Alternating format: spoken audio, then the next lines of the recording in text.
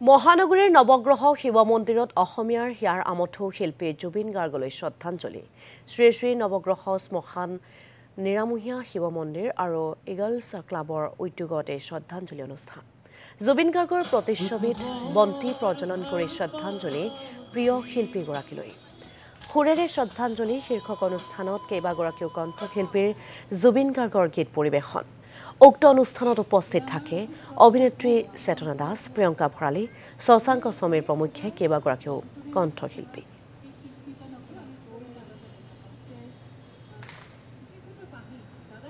শ্ৰী শ্ৰী নৱগ্ৰহ শ্মশান নিৰামহীয়া শিৱ মন্দিৰ এই গোটেই অঞ্চলটোতে মধ্য গুৱাহাটী এই অঞ্চলত এটা বৰ ডাঙৰ নাম। ইয়াতে অকল শিৱৰাত্ৰি বা ৰুদ্ৰযজ্ঞই নহয়, তাৰ লগতে নানান ধৰণৰ সাংস্কৃতিক অনুষ্ঠান হয়। আৰু আজিৰ যিটো বিশেষ অনুষ্ঠান, যিটো বিষয়ে ক'বলৈ আমাৰ এতিয়াও মানে জিভাখন কঁপি যায় বা মনটো অন্তৰখন কঁপি যায়, এইটো শিৱ মন্দিৰ আৰু ইগলছ ক্লাবৰ উদ্যোগত পতা হৈছে। এইটো আজি ধৰক 19 ছেপ্টেম্বৰৰ পৰা আজি 18 অক্টোবৰত এমাহ পুৰা হ'ল জুবিন গাৰ্গে আমাক এৰি যোৱাৰ। গতিকে সকলোৱে সদস্যসকলে আজি এটা অনুষ্ঠান পাতিছে। আপুনি শ্ৰদ্ধাঞ্জলি বুলি কয়, এইটো সুৱৰণী ৰোমন্থন বুলি কয়, যিটো বুলি কয়।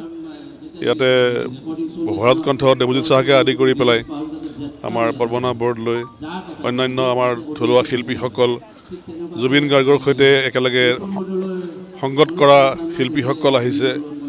অসমৰ জ্যেষ্ঠ আমাৰ অভিনেত্ৰী চেতনা বাইদেউ, চেতনা দাস আহিছে। এই ধৰণে গোটেই শিলপুখুৰী চান্দমাৰী অঞ্চলৰ নানান ধৰণৰ সংস্কৃতিপ্ৰেমী ব্যক্তি ইয়ালৈ আহিছে। সকলোৱে এইটোৱে এটা আশা কৰি আহিছে যে আমি একেলগে মিলি পেলাই যদি আমি কিছু আলোচনা কৰোঁ, চিন্তা কৰোঁ, তেতিয়াহ'লে আমি হয়তো এইগৰাকী মহান শিল্পীৰ যিটো স্মৃতি যুগমীয়া কৰি ৰাখিব পাৰিম। এতিয়াতো আমি তেওঁক ঘূৰাই আনিব নোৱাৰোঁ, কিন্তু আমি অন্ততঃ এইখিনি কাম কৰিব পাৰোঁ যে তেখেতৰ যিখিনি গীত, যিখিনি অমৰ সৃষ্টি, যিখিনি বহুতখিনি প্ৰকাশিত হৈছে বা কিছুমান অপ্ৰকাশিত হৈ আছে, সেইখিনি আমি কিদৰে যুগমীয়া কৰি ৰাখিব পাৰোঁ। গতিকে অসমৰ প্ৰত্যেকজন ব্যক্তিৰ নিচিনাকৈ এই অঞ্চলৰ মানুহখিনিয়েও সেইটো অনুভৱ কৰিছিলে। সেইকাৰণেই নৱগ্ৰহ শিৱ মন্দিৰ আৰু ইগলছ ক্লাবে মিলি পেলাই এই অনুষ্ঠানটোৰ আয়োজন কৰিছিলে।